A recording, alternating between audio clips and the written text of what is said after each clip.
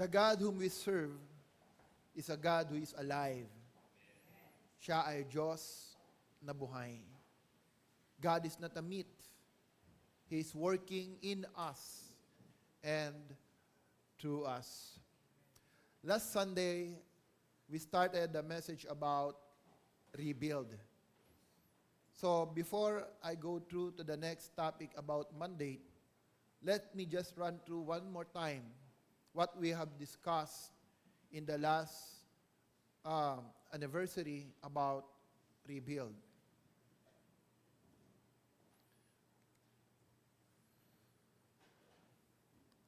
Dito muna po kayo mag-focus. And before I start today's message, we will never understand about the vision, mission, or the mandate and the culture that God is working upon this church until we capture the very spirit of this message. And people of the Lord, again, let's all be reminded that the church is not just an organization. Can we read it together with me? The church is not just an organization or institution. It is made up of people. Again, it is made up of people created in God's image, called to bring the realities of God's kingdom from the unseen realm of heaven into the visible world.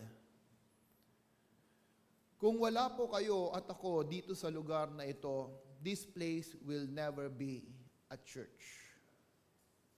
This only become a church when the people of God gather together in that place. The true church is not about the building. It's not even the name of the church. The true church is what God building for His people. It is about the people who gathered together according to the purpose of God. Having said it, people of the Lord, in the book of Ephesians chapter 2, verse 20 to 21, ang sabi po ng salita ng Panginoong Diyos, the church is the household of God, established in apostolic and prophetic, where the cornerstone is the Lord Jesus Christ. Mamaya, I will give an emphasis on the apostolic and prophetic mandate of the church. Nonetheless, come follow me, nonetheless, the cornerstone, the very center of the church is not man. Hindi ako, not the leaders of the church, but the cornerstone of the church is no other than the Lord Jesus Christ. That's why when we come out of the church, we don't represent any institution, we don't represent any organization. What we are bringing to people is Christ in us. It is about the Lord Jesus Christ. Kaya po kung nauunawaan natin that we are the representative of the Lord Jesus outside of the church, then we have to be careful on how we treat people around us. We should be careful on how we represent ourselves, even in social media. How we speak to people. How we relate to people. Yes, mayroon po mga times you will be tested. We will be tested. And again, kailangan lang nating unawain the moment that there are people who we think are toxic around us. Maybe God is using them to also to sharpen our heart, to smoothen our heart, and to sharpen our spirit. Amen? Now, this church, in the book of Ephesians 2:21, ang sabi po ng salita ng Diyos, they are people who are fitted together, growing together, being built up to be a dwelling place of God in the Spirit. This is the church. Say after me, fitted together, growing together, building one another. Tingnan mo ang iyong katabi ngayon. Sila po ang mga church at kapamilya mo where you are called by God to be fitted together. Why do we need to be fitted together? Have you ever read yung nagkaroon po ng first ever transplant na tao? Siya, of course, tao. No? Na ito po yung kauna-unahan nagkaroon ng transplant, na heart transplant coming from a pig. Have you heard that article? There was a person who ever received, the first person who received the, ang tawag mo may term doon eh. Nonetheless, the first heart that comes from a pig na ilinagay sa kanya. Bakit ginagawa po ito ng medicine? Kaya po minsan marami pong namamatay yung mga nag-iintay ng organ donor. Kasi po masyadong mahaba yung pila ng pag-aantay. Marami pong requirements, maraming criteria ang kailangan ma-meet before maging donor ang isang pasyente or isang organ doon sa isang tao. And minsan hindi lang libo. Madami po yung waiting, especially pagdating po sa kidney.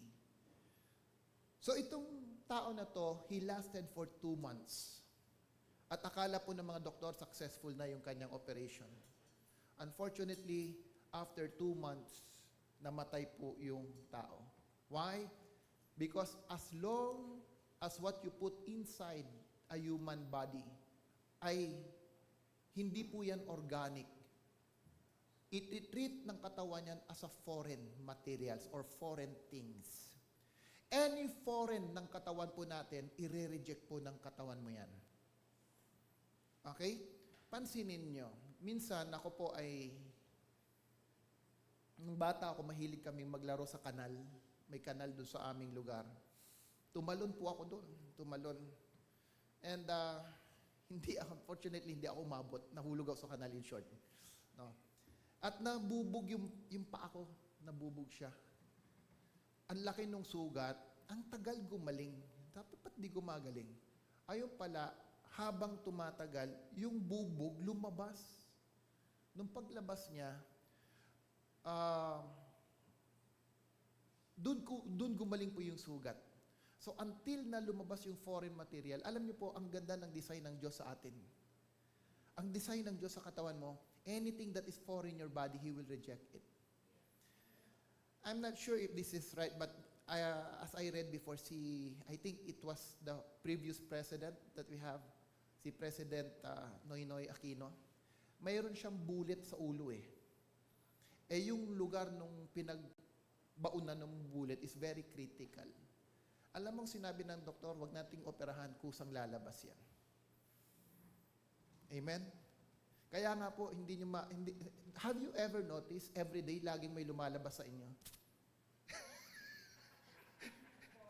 Kasi foreign material. Grabe, gross. But anyway, bakit ko to i-share? Because for the relationship to work together, there should be a mutual relationship. When a person receive a kidney, yung kidney should be a recipient of the DNA of the body to survive. In the same way, pag nag-survive ang kidney, the body will be the recipient of the function of the kidney. That's how it works. Ano po ang function ng kidney? To filter out all the poison of the body. Kasi pag hindi na-filter out ng kidney yan, your creatinine will increase, the poison of the body will increase. So there should be a mutual relationship where the body is giving to the kidney and the kidney is giving something to the body. People of the Lord, remember this. When God established the church, we as the people, it is hard to grow unless we become fitted with one another. That's why there are people who come and go. May mga tao, darating, aalis.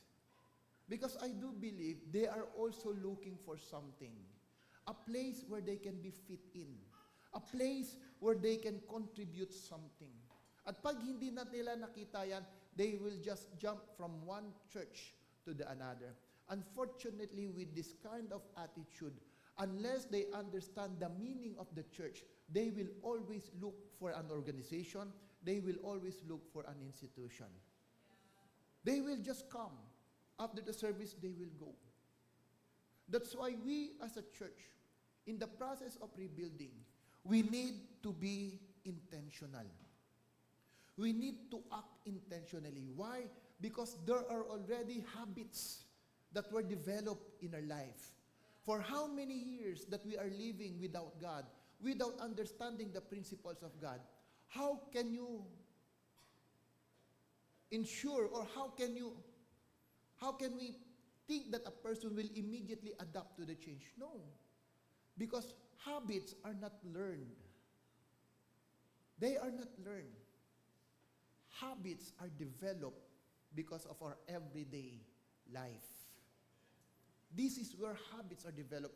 As a church, we need to develop such kind of habits that will become the culture and the life of every people.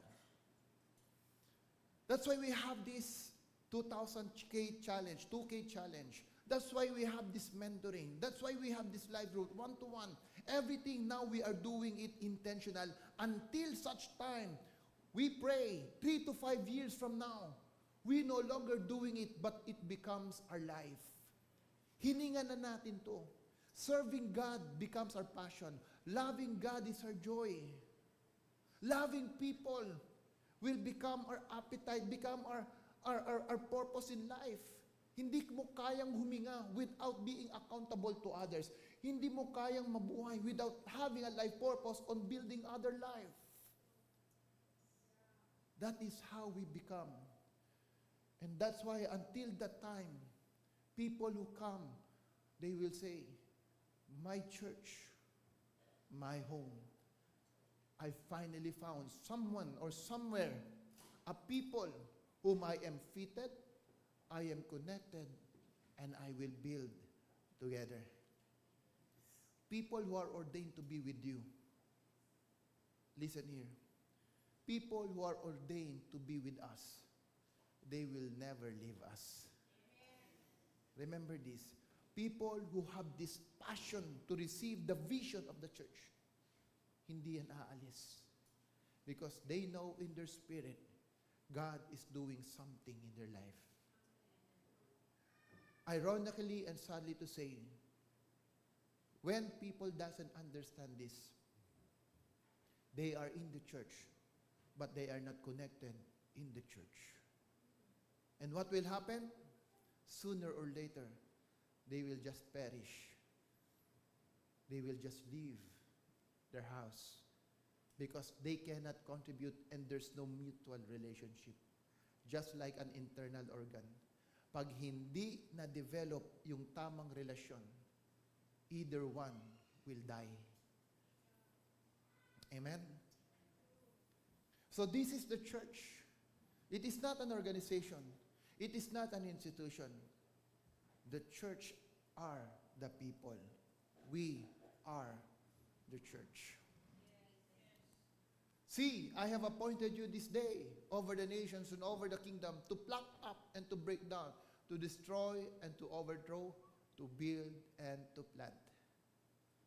Do you know that you can easily receive healing and miracles? Yes. Pumunta ka sa mga albularyo, may gumagaling rin naman. Turn not. Yes, ako naniniwala na may gumagaling rin sa mga albularyo. Kahit ito kalooban ng Panginoon Diyos. Remember, the enemy can deceive the people. He can replicate because the power, God did not remove the power over the enemy. May kapangyarihan siyang to bless you. Turn not. Ang sabi niya sa Panginoon, all the treasure of the world, I will give it to you. Just worship me. So, hindi measurement ang kayamanan na tayo po ay nagsiserve sa Panginoon Diyos. Even the enemy can give that.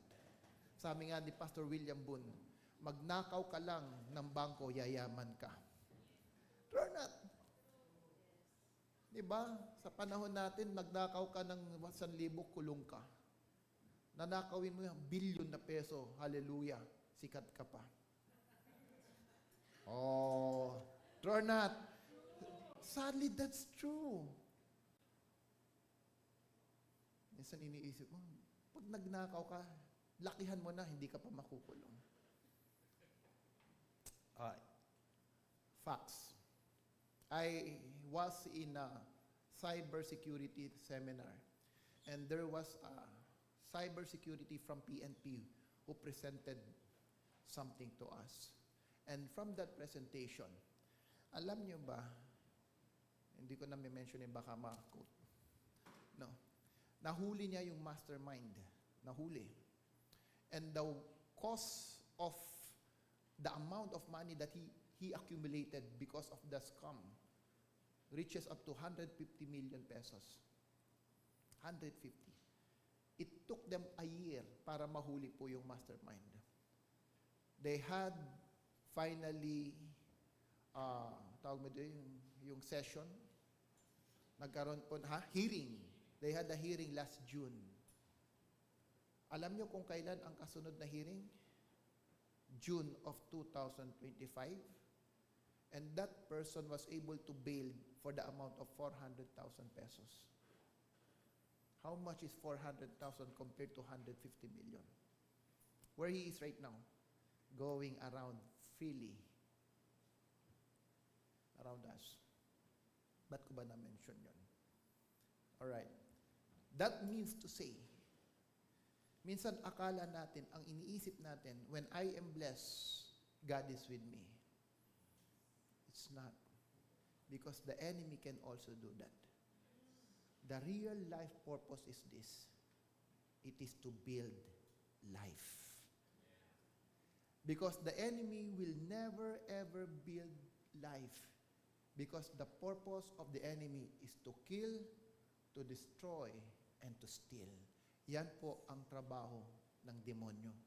Ang pumatay, magwasak, at maghiwalay. That's why division is the biggest problem inside the house of God. When people are not raised with the spirit of sonship, especially for leaders of the church, most of the time, ito po yung nagiging dahilan kung bakit nagkakaroon po ng division of the church. So you and me, the very purpose that we have is to build life. And what kind of life?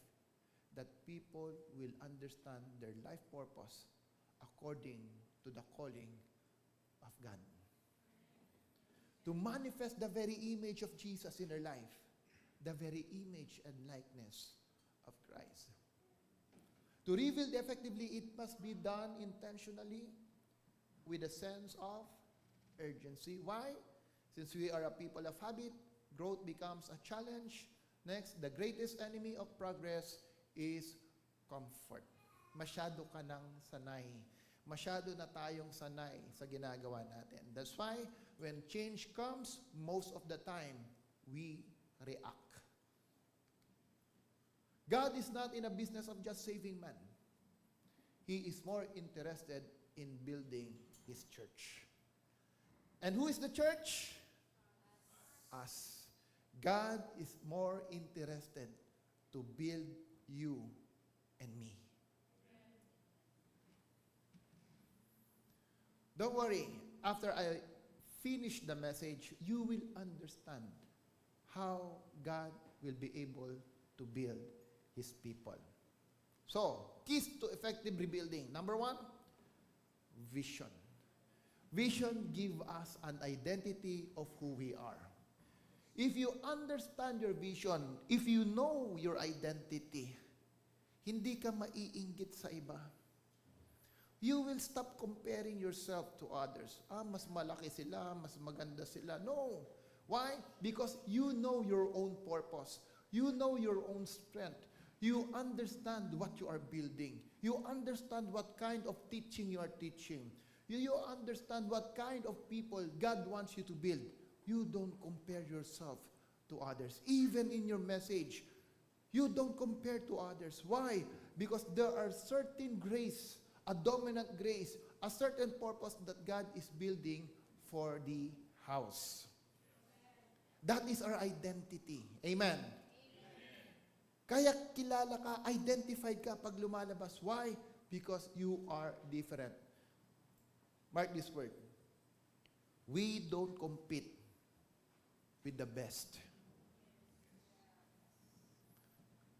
Even in your work, in your business, or whatever you do, don't compete with the best. We compete to be the first. Understand? What we really compete is to be the first.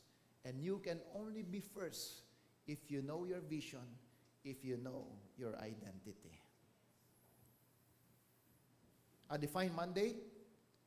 Next, a dynamic culture. So these are the key ingredients of rebuilding. You need to have a vision, you need to have a mandate, and you should understand your culture. Okay? Let's go to the mandate.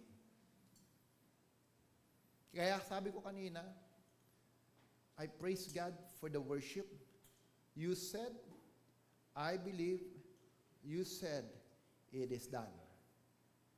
Mandate is something, it is a blueprint to put the work of the vision in order. It's the architectural design. It's a blueprint that you will follow in your journey to what God is building in your midst. Kumbaga, this is the work to be done. This is the work to be done. Sa isang gumagawa ng bahay, hindi magsisimula yan nang walang blueprint. Amen? Kasi pag ikaw nagsimula ka ng bahay na wala kang blueprint, hallelujah, baka yung kusina mapunta ng kwarto, ang kwarto ay maging sala. No, hindi mo alam anong klase ng structure ang iyong gagawin. So it is very important when God give us a vision, God will also show you what kind of blueprint you need in order to fulfill the vision. Amen. I had this book I bought long time ago about a vision. At ang mga classic example doon si Disney. Si Disney, bago siya mamatay, ang sabi niya doon sa kausap niya, in this place I will make a mountain, and in that mountain, gagawa raw siya ng, anong tawag mo doon sa ano? Anong tawag mo doon, mga Ferris wheel? Theme park. Yan, gagawa siya ng theme park. So, amusement center. It so happened, bago po ma-establish, bago maitayo yun, namatay na si Disney. So, nagsalita yung wife niya at ang sabi niya, it's sadly that before the construction has been done, or before we finish this one, hindi na nakita ni Disney. Sumagot po yung kanyang katabi at ang sabi niya, you are wrong, you are mistaken. Actually, before the construction started, he already saw it. He already saw it. Si FedEx, alam niyo ba si FedEx, nung gumawa pa siya ng thesis, he received a grade of C. Diba? Ang C mababa yun eh. Or sabihin na natin, below average. Kasi hindi naniniwala yung sinabi niya about the thesis, I will make a courier that will deliver to you your package in just a day. Hindi siya naniwala. And after that one, he was able to found FedEx. You see what kind of vision and mandate can do to our life. If you know your vision, God will not allow, listen here, the moment God provides you something, He will also tell you how to do it. Ulitin ko. Pag may hinahayag sa iyo ang Diyos na gagawin, Hindi hahayaan ng Diyos na hindi mo alam kung paano ito gagawin. Alright? Kaya, listen. Ito, very common minsan nangyayari. Pastor, nangusap sa akin ng Diyos. Yan. I receive a dream, nangusap sa akin ng Diyos. Makinig kayo, ha? Makinig. Ano kaya ibig sabihin nun?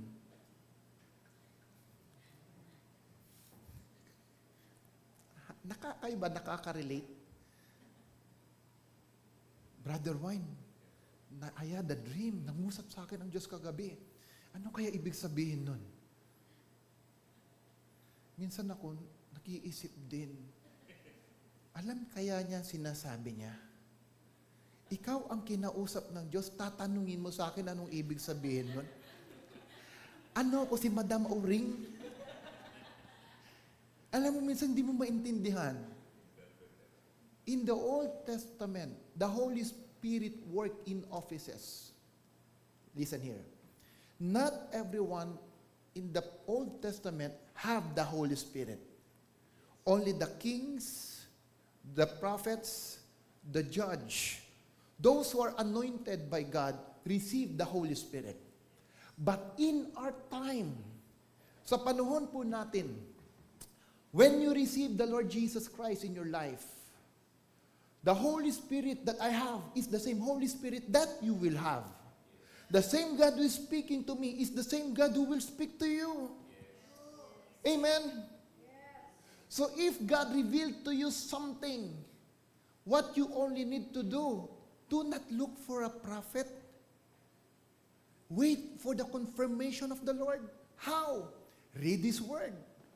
And God will use multiple vessels. People will just speak to you and you will receive, you will have such discernment. Aha, this is the confirmation that God is talking to me.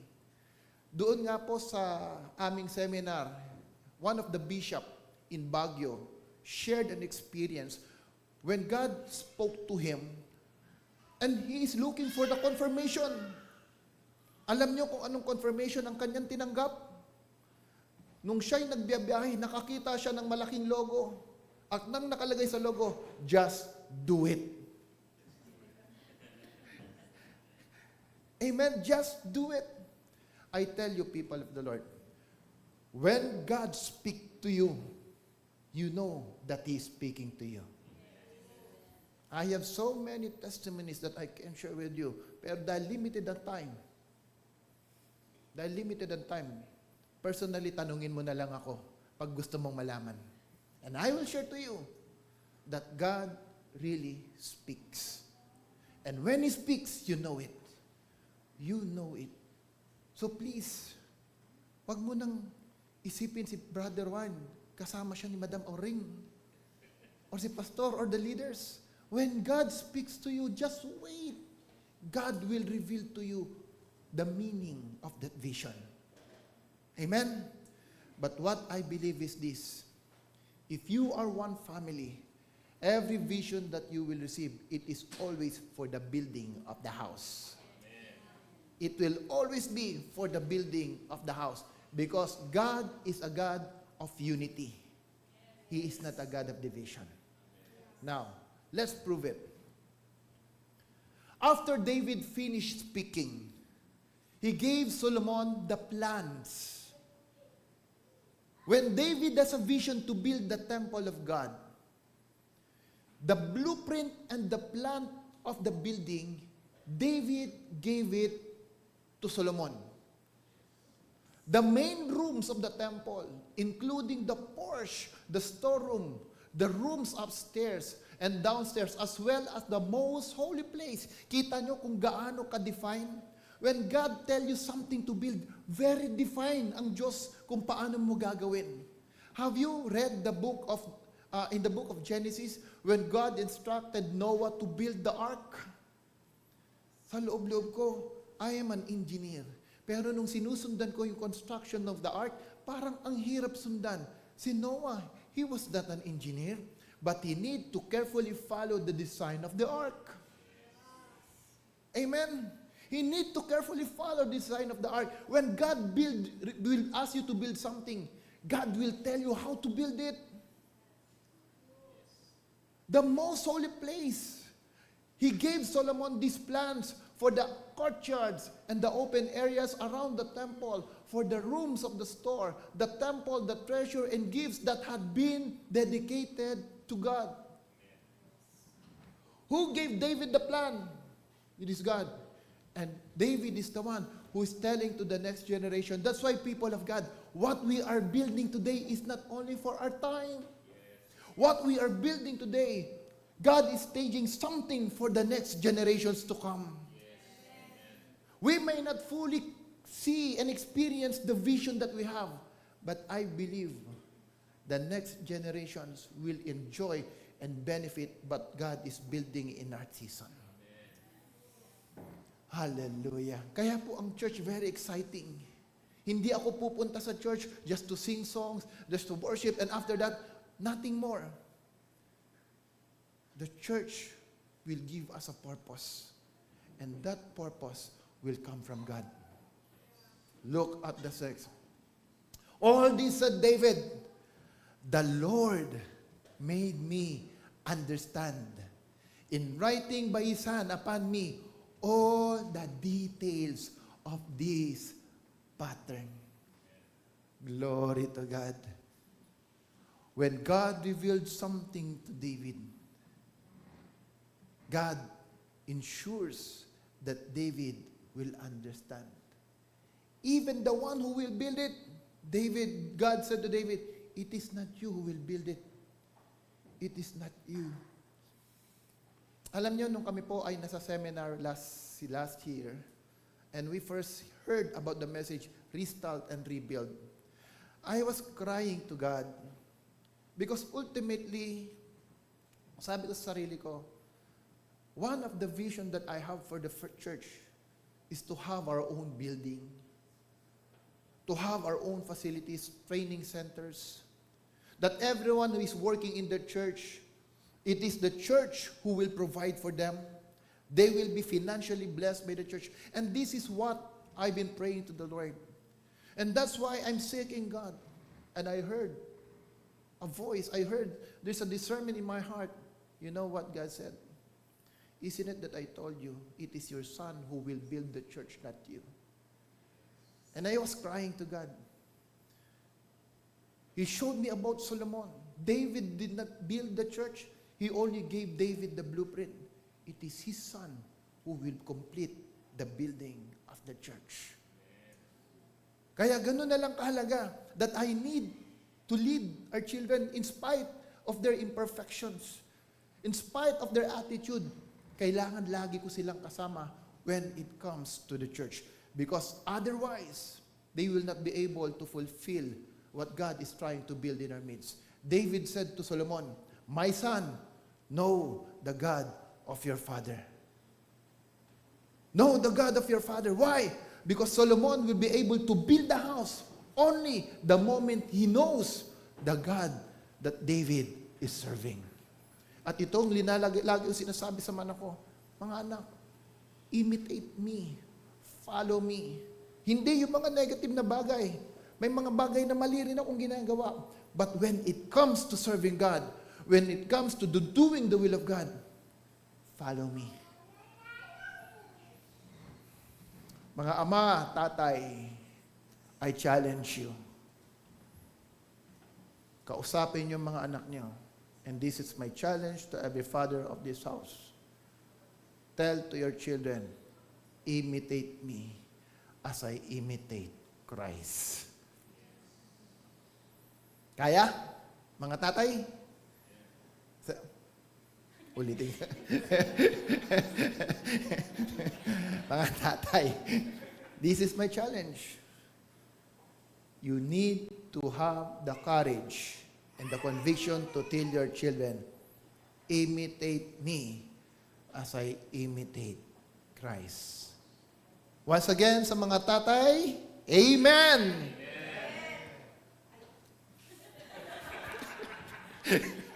Napaka-accurate. Yes, that's the function of a father. That you lead your children, be a model to them, that they will imitate you in their serving God.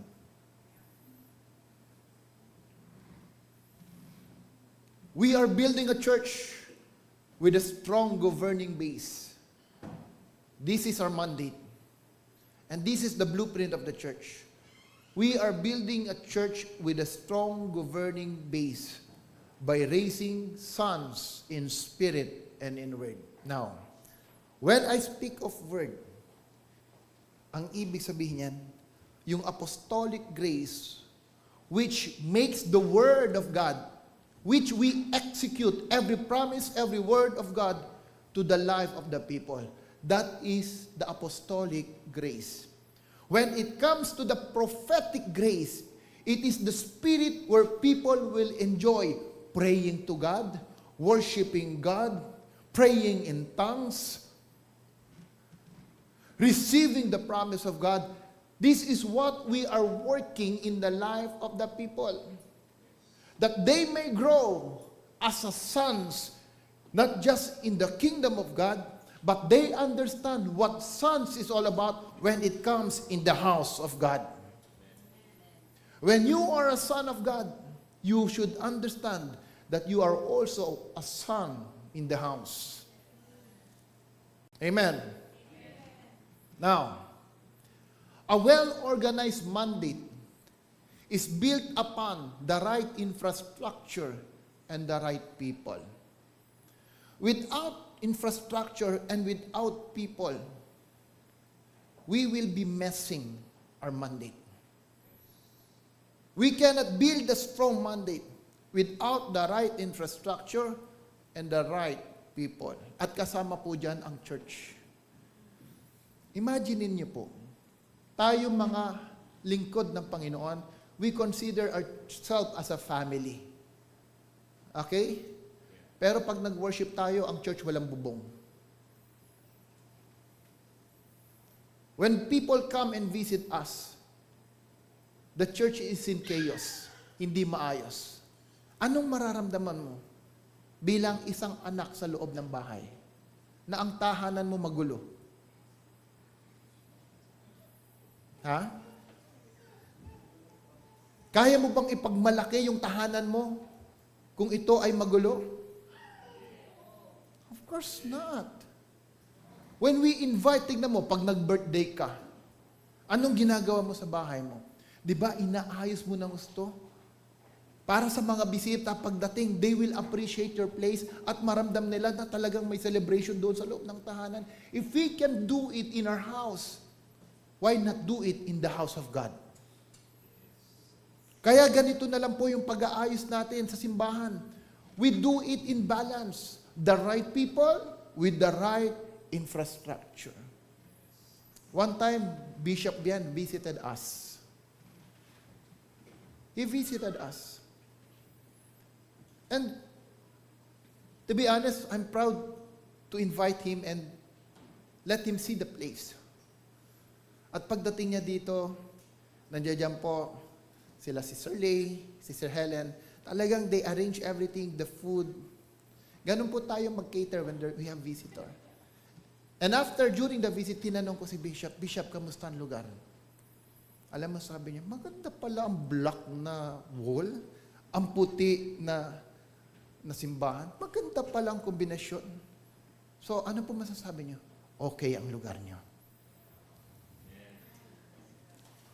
Palapakan natin, Panginoon.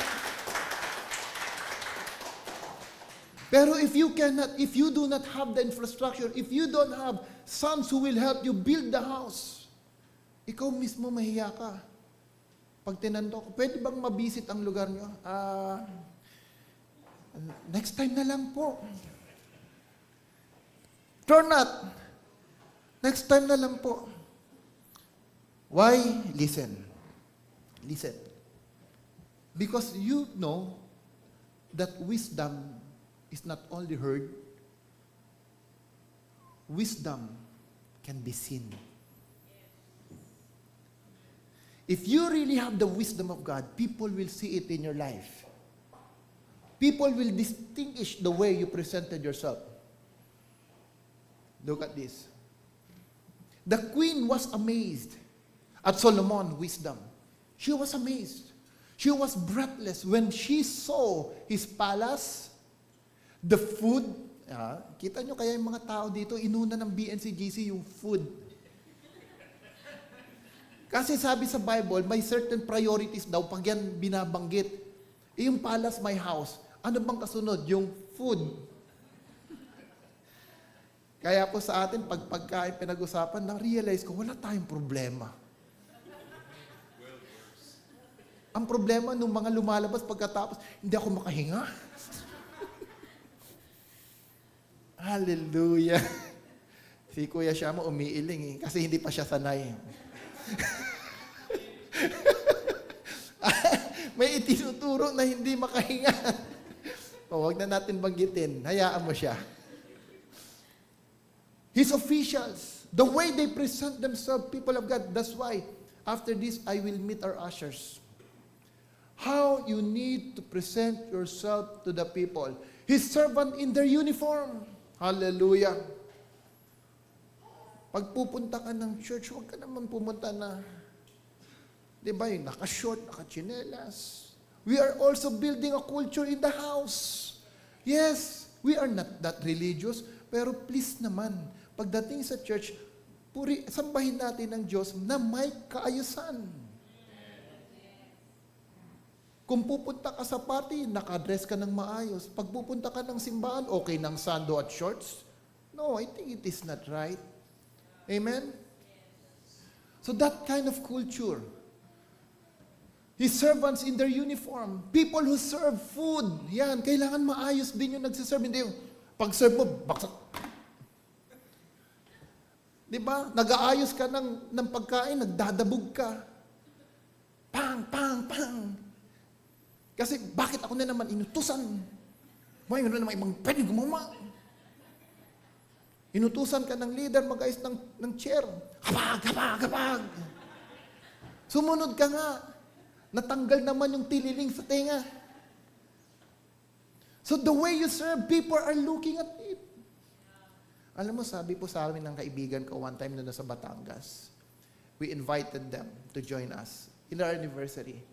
After the celebration, lumapit siya sa akin, yung wife, sabi daw sa kanya, may ibang kultura tong simbahan nila, no? Bakit mo naman nasabi? Ang sabi daw ng asawa, they know what they are doing kahit hindi sila inuutusan. Amen? They know what they are doing kahit hindi sila inuutusan. Not everyone may have that kind of attitude, but at least may nasisimula na tayong kultura ng tahanan ng Diyos. Amen. That's why sabi ko minsan, ang isang pinagmamalaki, pag ang worship team nagpa-practice, hindi ako pumupunta. I want them to understand the culture of the house. Not every time I need to monitor. Pag kailangan, sige, pupunta ako. Pag mayroong mali, sasabihan ko. But I know I don't need to be there every time. So far, maayos naman. Gumaganda pa nga pag wala ako. Ayun lang nakakatakot. Kung wala ka, lalong gumaganda. Amen? Ayun mas maganda. You know you are building the right people. The sacrifice he offered at the Lord's temple. Hallelujah, praise God. Nung nagbabanggit sila kanina ng mga 2K challenge at ang daming lumalabas na pangalan, praise God, marami palang nagre-respond. I know, it's a sacrifice. Meron ka tayong mga bayarin, may kailangan. But people responded, and glory to God. And look at Sheba. She said, Solomon, in my own country, listen here, I heard about your wisdom. Narinig ko yung wisdom mo. And all that you have done. Alam mo ba, ang tao hindi rin yan naniniwala sa pakikinig lang. Pag mo sabihin na maniniwala yan, kahit ikwento ka pa nila, titignan at titignan nila yung ginagawa mo. But I didn't believe it until I saw with my own eyes. Kaya wag mo na sabihin, born again Christian ako sa labas. No need. People will know. They will distinguish. They will identify it. Until I saw it with my own eyes, and there's so much I didn't hear about, you are wiser and richer than I was told. Di ba mas maganda yun? People will prove by themselves when they see your place, when they see you. Totoo nga, they are different. Hindi ko lang narinig, sabi ni Shiva. Ngayon, nakita ko na. Do you know? Now do you understand why we need to fix the place? Why we need to arrange everything? Sabi nga ni Pastora sa akin, may TV pa tayo sa farm, kunin mo kaya? Sa loob-loob ko, ilan na lang kayang natira doon? Hindi pa pwedeng bumili na lang. Wala pang pambili, tsaka na lang. Ganon. So kinuha nila, di may isang TV ulit tayo. Naisip ko, maganda siguro pag pumasok yung bisita natin, mayroon tayong welcoming na TV dyan. Tama? Para pag pumasok sila, makikita, oh, they are welcome. Amen. Sabi ko kay Kuya Jonathan, may TV pa dyan, kunin mo nga rin. When it comes to the house of God, kaya naming ibigay lahat ng meron kami. And proven and tested, you still cannot outgive God. The more that you give to God, the more that you will receive something from God. Amen? Kaya po sa mga anak ng Diyos, walang boksingero. Tikom ang kamay. Ang anak ng Diyos, laging bukas ang kamay para magbigay. 6 minutes, I'm done. Ang hirap mag-adjust. Hallelujah. I tried. And I'm trying. Please forgive me. 6 minutes. Building the right people, how? Gusto ko lang kasi dahan-dahanin para manamnam natin. If you want to build the right people, you need to have the right message. You cannot build something with the wrong message. It needs to be relevant on what God is doing in the place. Can you read this with me? There are spiritual truth when it comes to nourishment. Number 1, where you are feeding determines your alliance. Kung saan ka nakikinig, kung saan lagi mong tinatanggap, that determines your alliance, your connectivity. Amen? I'm not telling you to just listen to our messages, but we should understand ano ba yung priority na message ng gusto ng Diyos sa atin. If you want to listen to other messages, you can do so. But use it to reinforce what God is doing in the house. What you are feeding determines your health. Kung ano yung tinatanggap mo, yun ang magiging ikaw. Faith coming from hearing, and hearing the Word of God. How often you are fed determines your nourishment. Kaya po nga po, mga kapatid, later I will show you paano natin gagawin yan. Whom you are listening will determine your destiny. Kanino ka nakikinig? Kanino ka connected? That will determine your destiny, your vision. Amen. If you want to understand this further, come and join this coming Saturday. And I will tell you how to build up that kind of nourishment. I will teach you how to build up that kind of nourishment. Building the right people, after the relevant message, we have a tool, which is the one-to-one. Kung wala pa pong nagwa one-to-one sa inyo, just approach me. approach the leaders of the church, ask them, I want to be one-on-one discipleship. I need to learn what God is doing in the church. I want to be the recipient of that message. Be part of the life group. You need to have a life group, ministerial commitment. Ano po yung mga ministry mayroon po ang church? May kapehan ni Pare, kapehan ni Mare, Glory Kids, ano ba yan? Joy Club. Alam ko, hindi naman lahat gusto ba sa Joy Club. Pero yung nasa Joy Club, mag-Joy Club na rin kayo. Okay? Huwag kayong mag-ait, huwag kayong pag-part na ng Joy Club ka. Alright? Arrows Fellowship, worship team, we have multimedia, and we have the administration. We are still looking for so much skills and talent in the church. And all of these, people of God, remember this. This will enhance our community care center. You cannot be part of a community care kung wala kang ministry na involvement. Because all of the ministry will help in the development and the growth of our community care center. Kaya, correction sa ating announcement minsan, community care is not the ministry of men's ministry.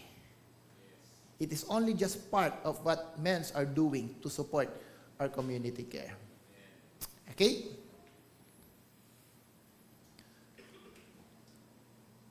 And lastly, mentoring. Part of our life group and training is what we call mentoring. Listen, people of God. Especially those who will attend the APIs. Remember this. There are many things that you will learn in mentoring that you will not hear it from biblical theology. Because mentoring, you talk about life, revelations. Academic will only teach us about the theological part of the Bible, and that is good. That will make us balance in what we do. But if you want to grow further, be part of a mentoring system of the church. Without mentoring, there is no leadership succession. Malalaman niyo po yan sa Sabado. That's why all BNCGC family, bring your own baon. Let's eat together. Then, we will continue what we learn in the morning sa afternoon. And I pray na matapos po natin. Okay? Yan lang po. 6 minutes. Hallelujah. Buti naman. Praise God. So, I'm excited that what God is doing in our midst indeed, hindi po ito suntok sa buwan. Hindi po ito create lang that we can do something. We are building something for the kingdom of God. And that vision, that mandate is not from man. I do believe it is from the Lord. And as a family, people of God, as we keep declaring, my church, my home, let's all be part of this mandate in building the house of God. Amen. Let's all stand. Hallelujah. Panginoong Diyos, maraming salamat, O God, sa umagang ito. We have finished about the mandates. And we thank you, Lord, that as you have given us a vision, hindi mo pala hayaan, Lord, na hindi rin namin maunawaan at maintindihan how to do it. Because like David, when you have revealed the vision for him or to him in building your house, Lord, you have explicitly shared to David and help him to fully understand how to exactly build your temple. And I do believe, Father God, that what we are doing now, this does not come from man. It comes from you. And I pray, O Lord God, as we continually walk towards that destination of the vision that you have given upon this church. Bring the right people, even those who are watching in the live streaming, O God. If they are looking for a house, a place that they can call home. Lord, bring them to that place where they can be fitted together, build together, and grow together with the people that you have called as part of their life. And for us as a church, the blood of the New Covenant Global Church, Lord, I pray to continually raise up the spirit of sonship in this house. I pray, O Father, that every visions, every mandate that you have spoken upon this house, Panginoon, give us that heart, a spirit, that together, as one body, we will build your house according for your purpose, according to your glory, and in the process and the purpose of advancing your kingdom here on earth. Thank you, Father, for this message. Holy Spirit, keep on reminding us, keep on teaching us. I know this is not a one-time session. It is not a one-time message. It is a journey. It is a journey, O Lord, that we would like to be part in building your house. Thank you, Lord. And I pray, Father,